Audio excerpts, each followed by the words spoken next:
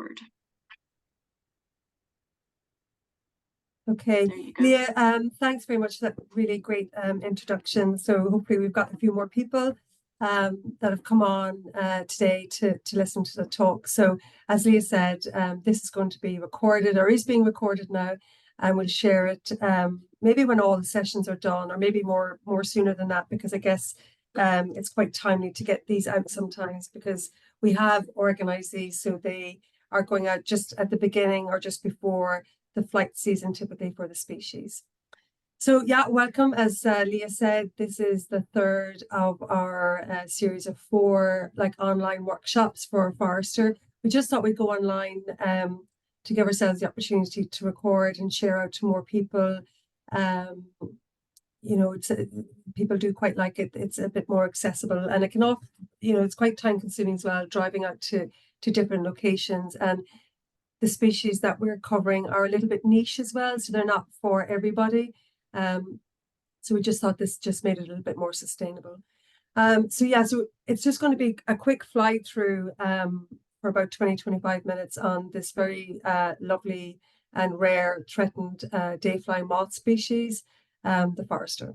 So yeah, off we go, I guess. So I'm just going to cover identification and a little bit on its distribution and its food plant and its habitat needs, and then how to record it. And then, as Leah said, we'll open it up to questions and answers afterwards, and we can turn off the recording at that stage.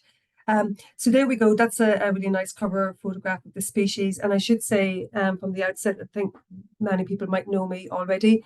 My name is Rose Cremin, and I work for Butterfly Conservation in Northern Ireland, and I have done for the last number of years. So I've been fortunate enough to work on this species with NIEA at the only known breeding site currently in Northern Ireland, which is at Peatlands Park at a secret location.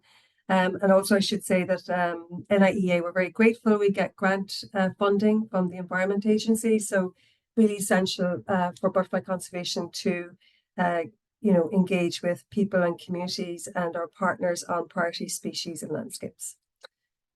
I'll just move this forward. This is obviously not moving, Leah, is it? There, did that go? Yeah. Okay, so just a little bit about Butterfly Conservation, just one slide on it. So basically, we're the UK charity across England, Scotland, Wales, and Northern Ireland, looking at threatened butterflies, moths, and nature. We came out with a new strategy in 2021, which runs to 2026. We're well over halfway through it already, can't believe it. But this new strategy is available to take a look at on our website. And it's based really around lots of decades of hard work by staff, but also by our recorders and volunteers. In 2020, I guess, coming out of COVID, and in 2021, we really decided that, you know, we're continuing to see quite drastic declines of butterflies and moths, and we really just wanted to focus our effort a bit. So we focused in on some key goals and targets. So what we've decided that we really want to do is really make a difference for a small number of butterflies and moths. So we've set ourselves a goal of having the number of the UK's threatened species of butterflies and moths. So have that, try and improve their fortunes. Look at the condition of 100 of our most important landscapes for butterflies and moths. So in Northern Ireland, we have a number of these priority landscapes identified already and mapped. So we're looking to do more work with those. So peatlands would be a good example of a priority landscape for us in Northern Ireland. South Lough Neagh peatlands is what we've called that landscape, and basically working with the landowners there, which could be NIEA, for example, with peatlands, and working with them to get more data on the priority species that might occur there. And I guess when it comes to Forester, managing the habitat. Okay. Rosie Irwin, who is our volunteer and engagement officer, or senior conservation officer, she's on maternity leave at the moment, but her space really is working on wild spaces and communities, citizen science, and engaging people, and working with our volunteers in our branch. So she'll be coming back after the summer holidays probably, and she will be focusing on that. So really just getting onto the forester moth, I mean, how do we know it's threatened? Who's identified it as a threat, or it being a threatened species? You know, where can I find out more information about that?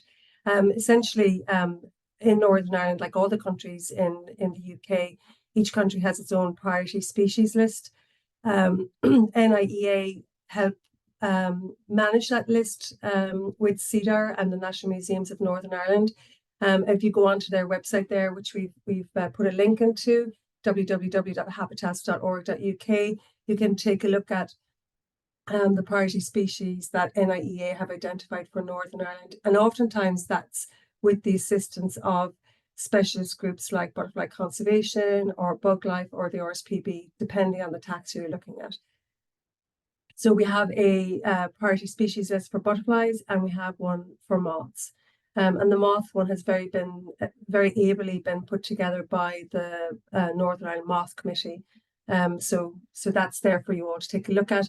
I'm not quite sure if it's as up to date as it should be. We had Stormont off there for a while, so I know the micro and the moth species list were reviewed in 2019 and 2022.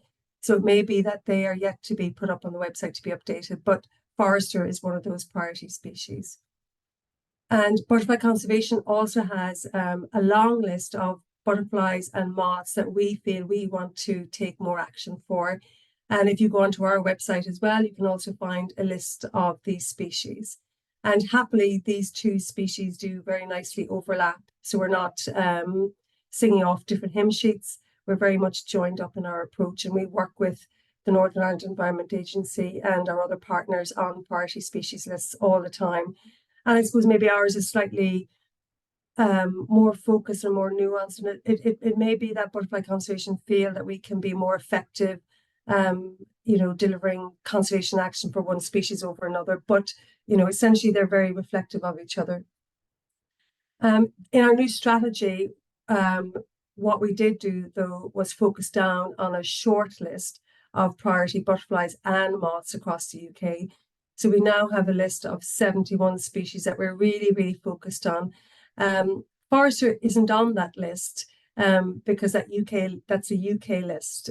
However, in Northern Ireland, we do feel there's a few additional species that we wanted to pull into our own shortlist, and forester is one of those. So always useful, very, very useful, especially if you're asking people to go out and look for species, is where have they been found in the past? Where should I look for them? Because obviously you want to target your effort and your survey effort, and particularly where not a lot of people maybe have the skill or the interest and want to go out and look. So this is a map that I pulled from the Atlas of Britain and Ireland's Larger Moth publication that came out in 2019, I think. So the map is slightly dated in the sense that it only runs to, where do we go here, from 2000 to 2019, I'm pretty sure this data is from.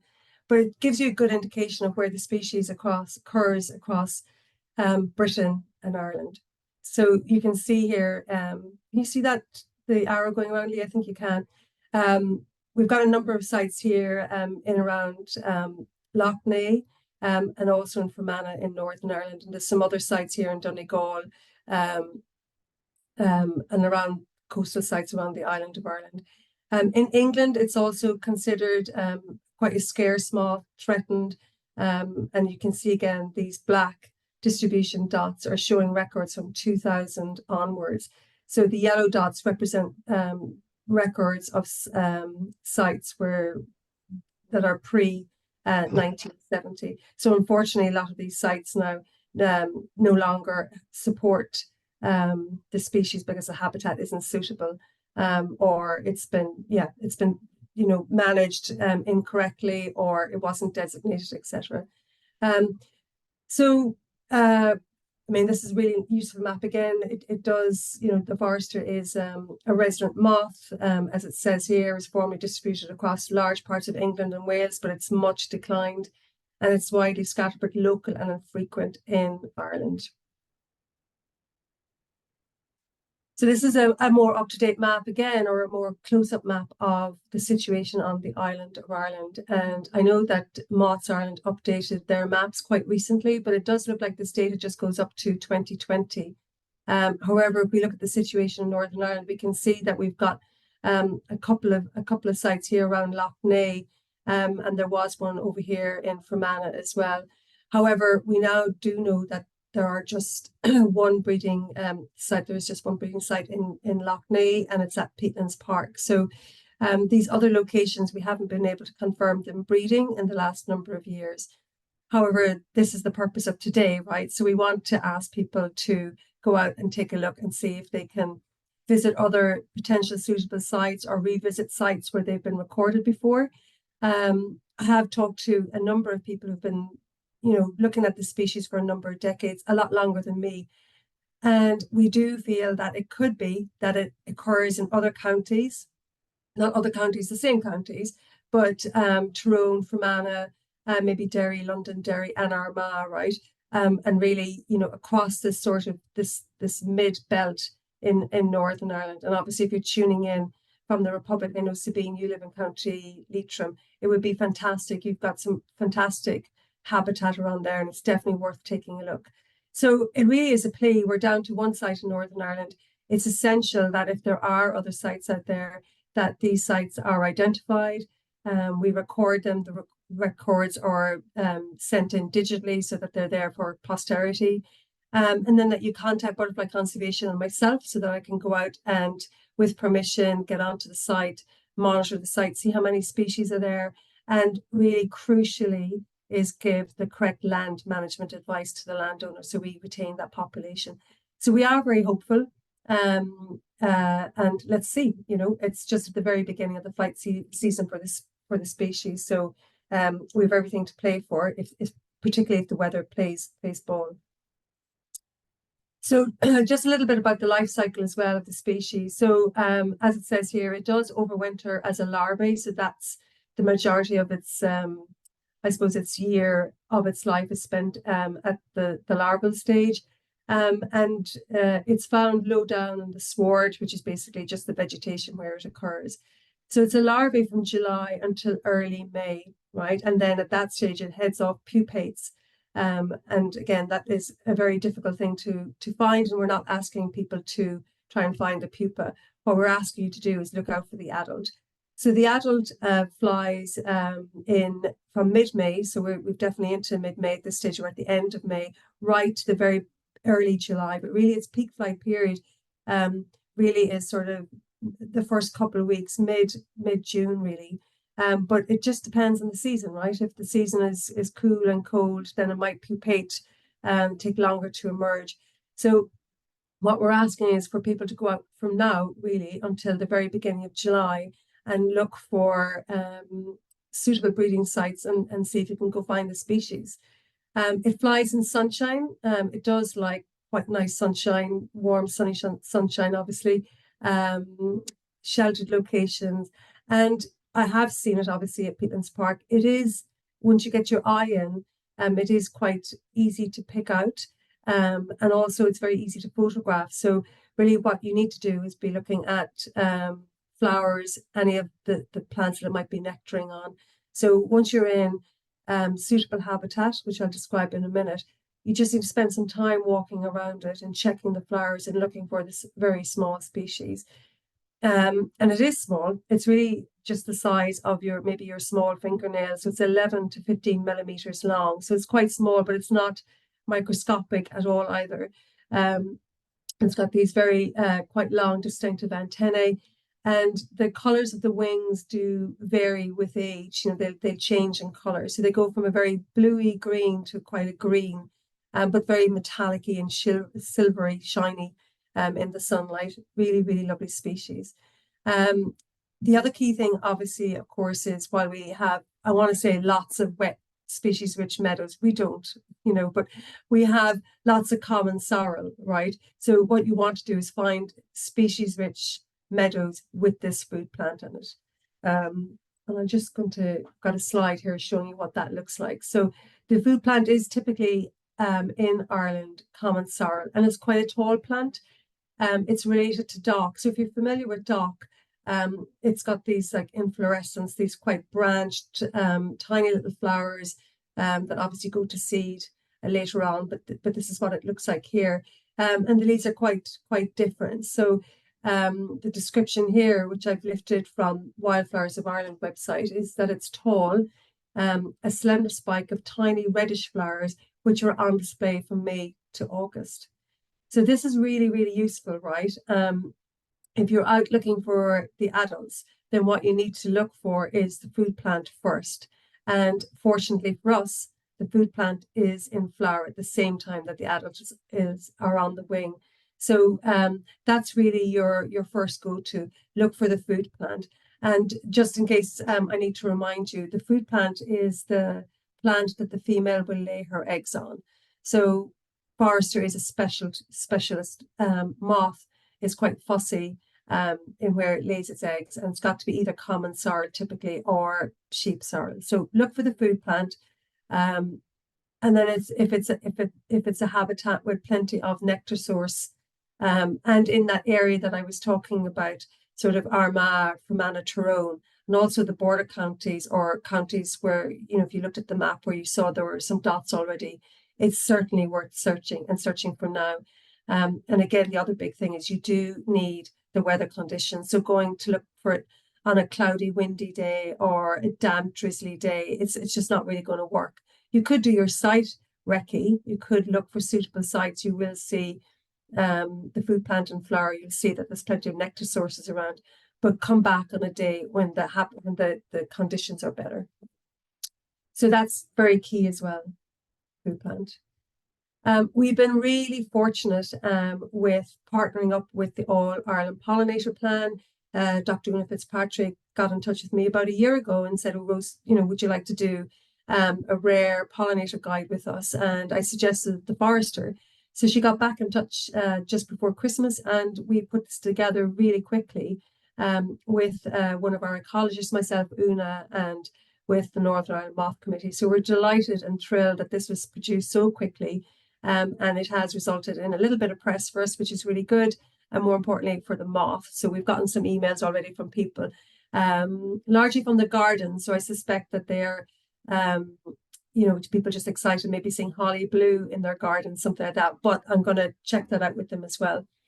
So the All Ireland Pollinator Plan, if you're not aware of it, is an All Ireland initiative. It's spearheaded by the National Biodiversity Data Centre in the Republic of Ireland. And it's its own project in itself within their website. It's called the All Ireland Pollinator Plan. If you search for it online, it'll pop up really quickly.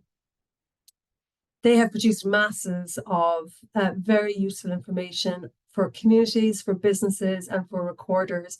And the All Ireland Pollinator Plan and the Forester sits under resources, but also resources on protecting rare pollinators. So we're very pleased to say that this is the first Lepidoptera butterfly or moth that they've highlighted as a rare pollinator. So the Forester sits alongside the great yellow bumblebee and the shrill carder bee. So if you go onto their website, you can take a look at the other rare pollinators that they've also highlighted where we need more action on, particularly records, and then, you know, undertaking the correct land management. So actually, everything I'm talking about today is here in this beautiful guide.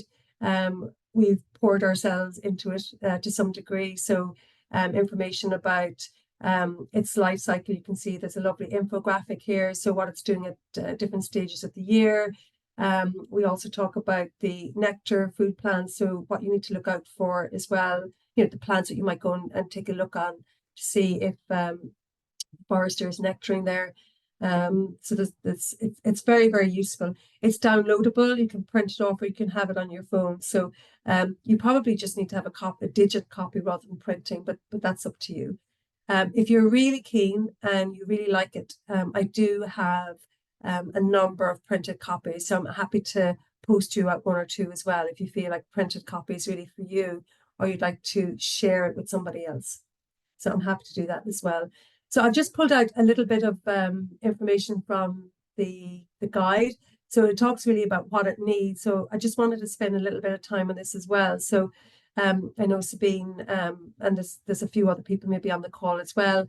that live maybe in the border counties in the Republic of Ireland, or indeed on this side, lots of really good unimproved grassland in around the border. So definitely worth checking if you're out and about. And if I don't say it, I do say it later actually, but obviously landowner permission is key.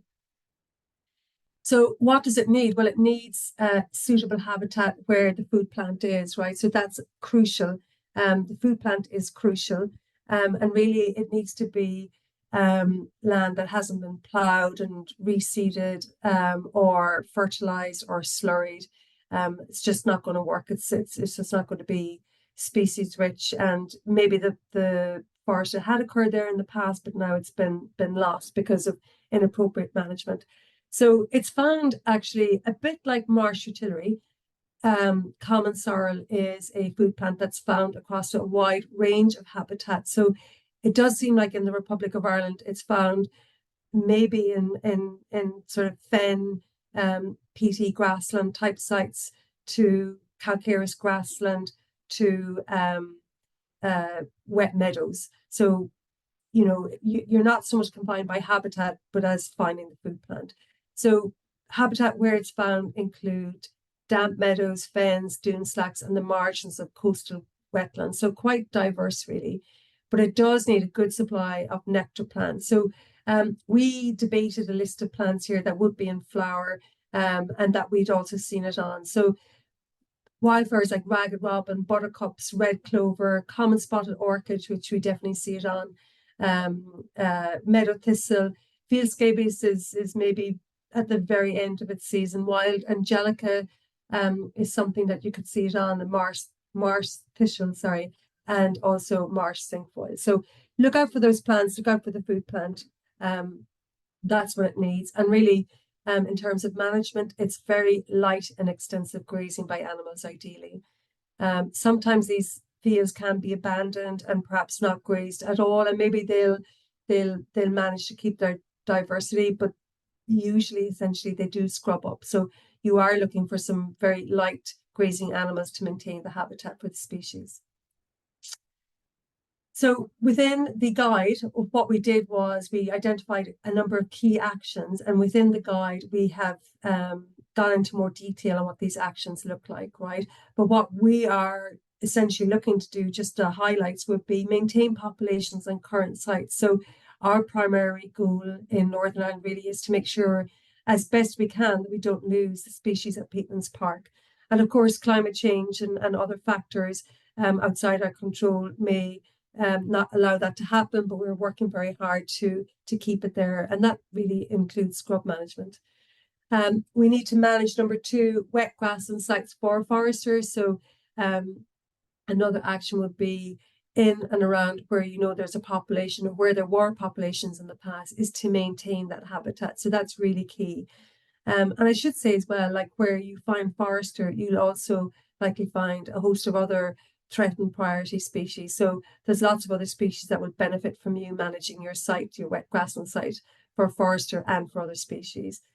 We need to raise awareness of the forester. So I suppose, like Leah was saying at the outset of this presentation today, we were really lucky that the BBC picked up our press release and did a piece on their website and on the TV last night. So we've had a few calls, and even if we don't get records from it, getting people to think about moths as something that are worthy of protection is a benefit in itself. And then also, ideally, what we'd like to do is increase our knowledge of the forester. So we don't know why really the forester isn't found across more sites. I mean, its food plant is quite ubiquitous. Why isn't it found in County Down, for example, et cetera, et cetera. So, perhaps there's a student project there at some stage. So those are the key, I guess, highlights of what needs to happen. Now, if we are lucky enough and you do find a new forester site anywhere outside Peatlands Park, or refound at a site where it did breed, it would be great if you monitored it, right? But I think before we get to that stage, hopefully you get in touch with Butterfly Conservation, and I'd come out, or somebody else would come out and give you some advice, and we confirm that that's what it is, maybe with a photograph or a site visit. And then what we would typically do is ask you to sort of determine the extent of the suitable habitat. So, for example, we've got this little map here. You might have identified this field. You found it breeding in one corner. You can see that outside the boundaries of this, for example, maybe it's not suitable habitat. So you know that this is the extent of it. And what you might want to do is, create a little map and decide that you're going to walk a zigzag route through this and count the number of individuals you see. Okay, so that's one way of monitoring the species. And then you would go back and do that every year and then submit your data as well. Okay, so just in terms of monitoring, if you did have a population, the received wisdom is that the weather conditions, it's not overly fussy, but it can be visible on dull days, but not on heavy winds, or very cool conditions should be avoided. So we do think obviously that it's much more active on sunny days. You're more likely to see it. It's not microscopic, obviously, but it is a small species. So seeing it fly definitely does help encounter it. It's only really encountered when searching for flowers, so timed flower counts in flower-rich areas would be sensible. If you do find it, we can talk more about that at that stage. I won't go into the detail of that. But again, really the message here would be maybe visit flowers and look around the flowers patiently and just check each and see if you can see the species hanging in here. If you do know ragged robin, this is really useful for you because you can see the sort of scale of the ragged robin flower with the forester on it. So you can see that actually it's not bigger than the flower of ragged robin, which itself isn't a very big flower. So again, this is just about monitoring a site if you did have a population on it, just a zigzag route. I've already talked a little bit about that. And then also, if you were to monitor it, then and you had to travel a distance, and I guess I do this with Peatlands Park.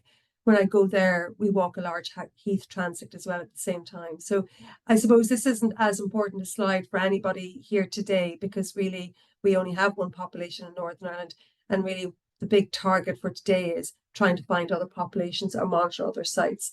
And ideally as well, over time, if we did find, let's say 3, 4, 5 new sites, wouldn't that be incredible?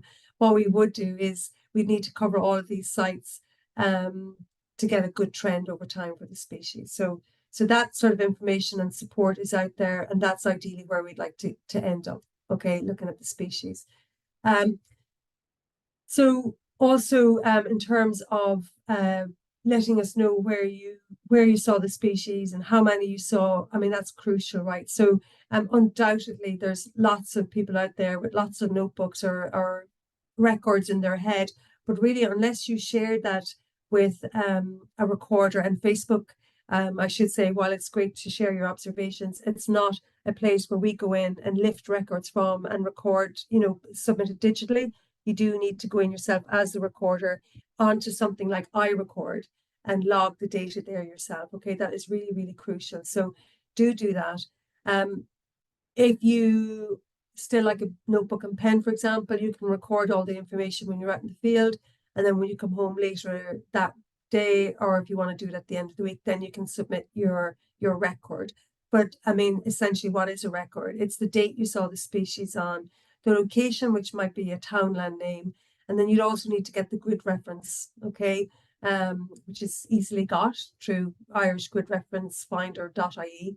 You need to know the species. So if you're not quite certain that it is forest that you saw, then we would suggest you take a photograph. And indeed, actually, if it's a new site, take a photograph. Don't take a specimen, just take a photograph. And like I said, they should be quite easily to photograph.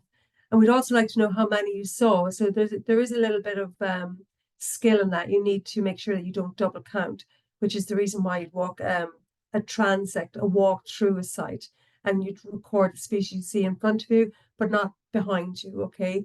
But again, at this stage, because the species is in such decline, we're really just interested in knowing if you have a site or not. We can determine how many and the quality of the site at a later stage. So again, essential that you submit your data to either iRecord or CEDAR, or if you're in the Republic of Ireland, do submit it to the National Biodiversity Data Centre, to biodiversity.ie, I think is their website. And if you know me and I'm quite close to you, then I'd be more than happy to pop out and check the site and visit with you as well. So in Northern Ireland, our moth recorder is Andrew Corey. But again, like I said, if you do find a site or a species, please do send me the record as well, just so that I know that you think you've seen it, and so that we can ground truth it. And again, for this species, because it is so rare and threatened, if you think you saw it, we do really want to see a photograph just at the early stage. Or if you can't get a photograph and we can manage it, then we'll get out to your site to visit it, okay? And then just something else as well, just to raise awareness of, like, I mean, if you are on a site where a forester could breed, you're likely coming across lots of other really nice beasties and insects and plants. So we definitely encourage you to take a note of those and share those as well. We've got a very nice photograph there of marsh utility. Leah and myself were just chatting about narrow-bordered bee hawk moth as well, which again is such a gorgeous day-flying moth species.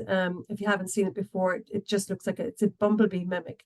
It's amazing, but its wings are different, its antennae are different. It does behave a little differently, but actually it is larger than your typical bumblebee. So if you see it, take a photograph of it, and when you submit your record, attach the photograph so that whoever it goes to verify, they can verify, oh, that is what that is, or no, actually you've mistaken it for something else.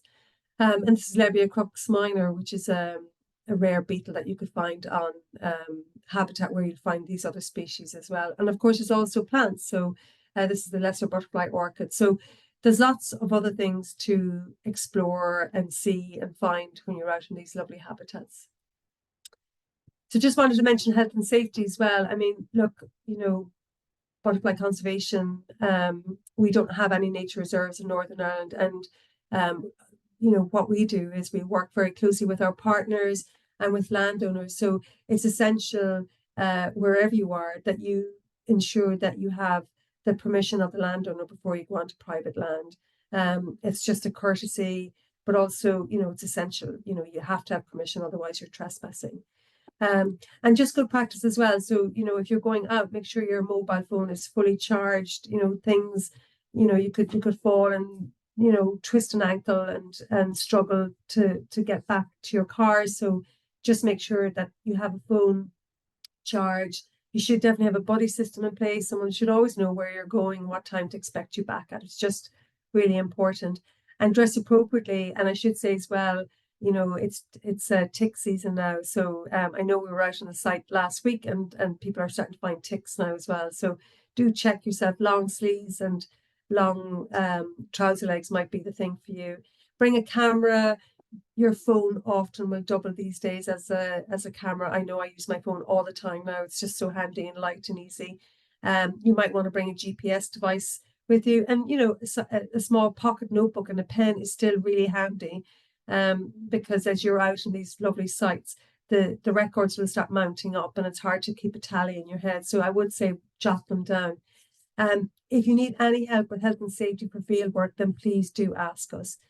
If you're out very casually, just walking on a nature reserve that you often do, then you know, you don't need to let me know necessarily. But if you feel like you're volunteering, recording for butterfly conservation solely, then what you do need to do is get in touch with us. And we now have a new volunteer portal called Assemble. So sooner than later, everybody must sign up. We just rolled it out there really fully this year. So we understand that there's a transition period for volunteers to get used to using it. But sooner or later, everybody will need to sign up to it. And that will make sure that you're covered for insurance and health and safety, and that you've got all the right supports that you need. Okay, so take a look at that if you're interested in that, get in touch with me and I'll let you know how to get onto that. So that's it really. I just want to say again, thank you very much to NIEA, to our funders who, like us, are really interested in finding out more about our threatened butterflies and moths, and really want to encourage people to get out there to record and to give them the skills to do that. My email is orcremen@butterfly-conservation.org, and my mobile number is there as well. So if you want any more information, etc., then please get in touch with me via that. And maybe I'm not sure if I mentioned it, but maybe if you could drop in some links, maybe I can do it when we're doing the chat as well, just to where to get that guide. So I think that's it for now. And we'll make this recording available in the next couple of weeks. Okay, so thanks everybody for listening. That's fantastic. Thanks, Rose. I'll stop the recording.